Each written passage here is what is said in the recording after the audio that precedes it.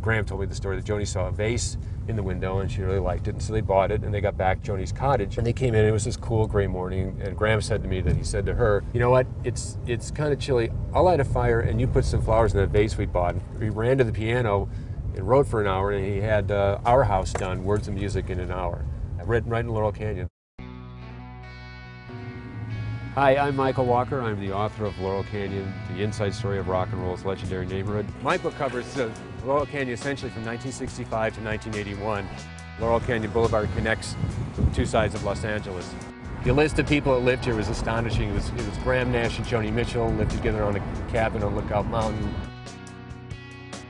2401 Laurel Canyon Boulevard. This is the site of Frank Zappa's, it was called the Log Cabin. It was this old log cabin. It was built in, I think, the early 1900s. And Frank Zappa and his wife Gail and their brand new baby Moon unit moved in here in 1968. You know, you're in the middle of one of the busiest cities in the world, but there's this kind of weird pastoral netherland. Here we have a lemon tree. And one of the reasons they came here, why so many musicians moved here, was because it was cheap to live here. This is where the GTOs were born, the Girls Together Outrageously, right inside the log cabin. People either lived in Laurel Canyon or they lived with people that lived in Laurel Canyon during the daytime, and then at night everyone would gather down on the strip. On and on, this goes up and up and up. Every musician in town, Jimi Hendrix, Jeff Beck, Rod Stewart, every musician who was anybody who came into town ended up coming to visit Frank Zappa and the incredible little musical scene here. And again, you can imagine what this must have been like on a good night in 1968. The log cabin was pretty much over there. It burned on Halloween night in 1981.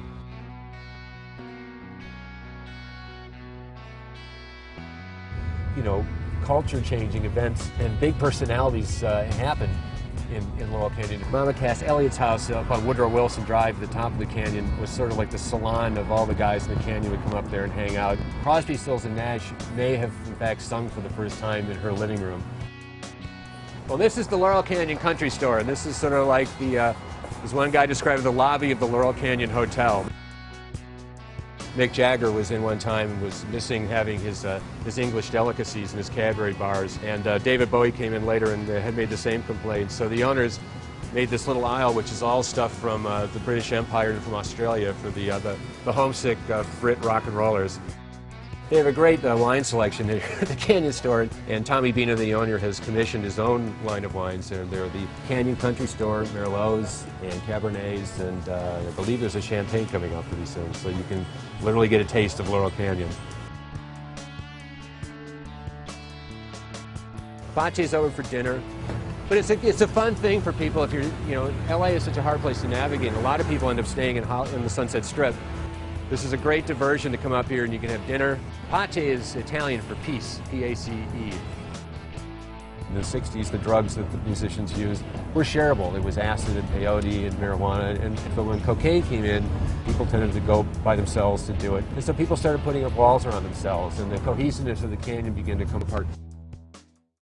Sunday afternoon, and September is the prime of fire season, so on a really hot, witchy day, in September of 1979, this hillside caught fire all along the top of Laurel Canyon here on Grandview Drive and Coldcrest, and it destroyed 20 or 30 houses. The Wonderland murders, which also happened in Laurel Canyon. So you have this arc from this kind of the hope and peace and love underpinnings of the mid-60s to the early 80s, when it had kind of devolved into cocaine and very dangerous people.